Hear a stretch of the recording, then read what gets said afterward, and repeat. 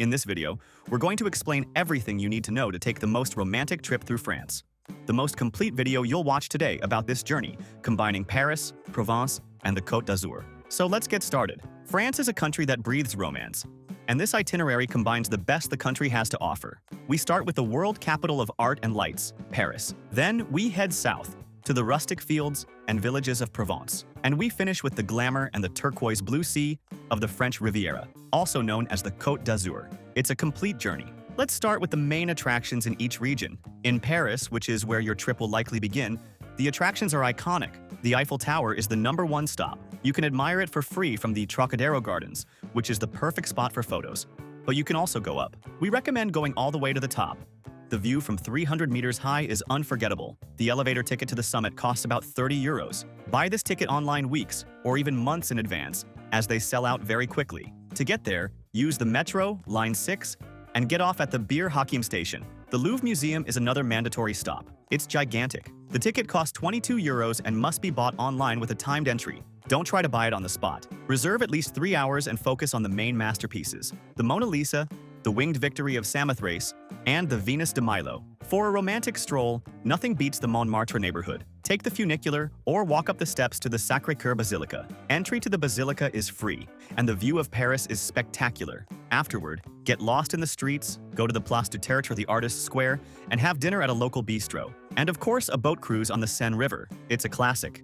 The tour lasts 1 hour, costs about €15, and seeing the Eiffel Tower sparkle from the boat at night is unforgettable. After Paris, we head to Provence. This is the region of lavender fields, olive groves, and stone villages. The best time to see the lavender is in the summer, between late June and mid-July. The best base city to explore the region is Avignon. There, visit the Palais des Papes, the Palace of the Popes, which is an immense Gothic castle. The ticket costs €12. Also see the famous Pont d'Avignon, the bridge that doesn't end. From Avignon, you will need a car. Drive to Gourdes, a spectacular village built on the side of a mountain. It's one of the most beautiful places in France. Entry to the village is free, but parking is paid. Nearby, visit the Saint-Onc Abbey, which is that classic postcard with the church surrounded by lavender. Also visit Roussillon, the village of ochre-colored houses. You can walk the Ochre Trail, called the Sentier des Ochres. The ticket costs only €3, and the view is unique.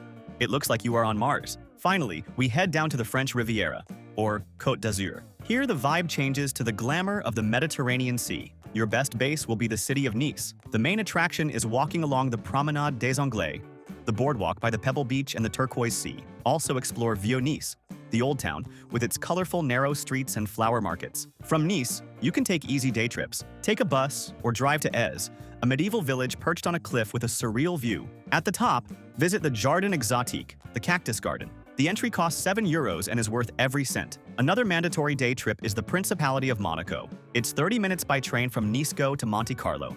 See the famous casino, the luxury cars, and the harbor with giant yachts. An important tip that will save you time and money is to buy tickets for attractions and tours in advance. Buying on the spot is always more expensive. And the most famous tourist spots like the Eiffel Tower, the Louvre, and boat tours often sell out days before. We'll leave the link on the QR code on the screen and in the description to the site, where we always buy tickets and tours for the best price. It's the largest tour site in the world and has practically everything there. Skip the line tickets for the Louvre, timed entry tickets for the Eiffel Tower, the Seine River cruise, and guided tours through the lavender fields in Provence or to Monaco from Nice, all at the best price, and you can buy in any currency, saving on fees. And they have free tours that are great, like walking tours of Montmartre or Le Marais. And remember that in the link below, we always organize everything you need to plan your entire trip for the best price. The sites we use to plan our trips, and that have everything much cheaper: international travel eSIM, travel insurance at half price, tickets for all the attractions we mentioned, the good and cheap hotels we've stayed at, the car rental comparator, which is essential for this itinerary, and the global account, to carry euros paying much lower fees. And the links already contain automatic discounts, as we are always updating them. So save this page to your favorites and use it when planning. It will make your trip much easier and save you a lot of money. When is the best time to visit France for this itinerary? For this specific trip, the best time is the beginning of summer, especially between late June and mid-July. This is the only window of time when you can see the lavender fields of Provence in full bloom. The weather will also be perfect for the beaches of the French Riviera. If you don't care about lavender, spring, from April to June, and fall, in September and October, are great. With milder temperatures in Paris and fewer crowds in the south. Avoid August, as it's the holiday month in Europe. Everything is crowded and much more expensive. And how many days to stay in France for this itinerary? This is a long trip covering 3 distinct regions. The bare minimum we recommend is 10 days, but to do it calmly, the ideal is 14 or 15 days. Divide it like this: 5 days in Paris, 4 to 5 days in Provence, using Avignon as a base, and 4 to 5 days on the Côte d'Azur, using Nice as a base. Anything less than that and you'll spend more time traveling than enjoying. Staying in a good area will make your trip much easier. The strategy in France is to have 3 base cities. In Paris, accommodation is expensive. The best areas for a romantic trip are Le Marais, in the 3rd and 4th districts, which is central, charming, and full of life, or Saint-Germain-des-Prés, in the 6th district, which is classic, chic, and near famous cafes. To explore Provence, the best base city is Avignon, or Aix-en-Provence. Avignon is more practical as it receives the high-speed train from Paris. On the French Riviera, the best base by far is Nice. It has an airport, is a large city with many hotel options, and has easy trains to Monaco and Cannes. We created this custom map, which explains exactly which is the best region in each of these cities. If you stay in this marked area, you can't go wrong. We'll leave the link to this map here on the QR code on the screen and in the video description. We created it on the hotel site we always use, as it always has the best prices. There, you can put in your travel dates and see all the hotel options within that location at the lowest prices. We'll also leave links to the hotels where we've stayed. In every destination, we always recommend one that is very cheap and super well located, and another that's a bit nicer in the same location, but a little more expensive. They are great options. An important tip to save on lodging is the advanced booking strategy. The earlier you book your hotel, the less you will pay. This is why we love using this website.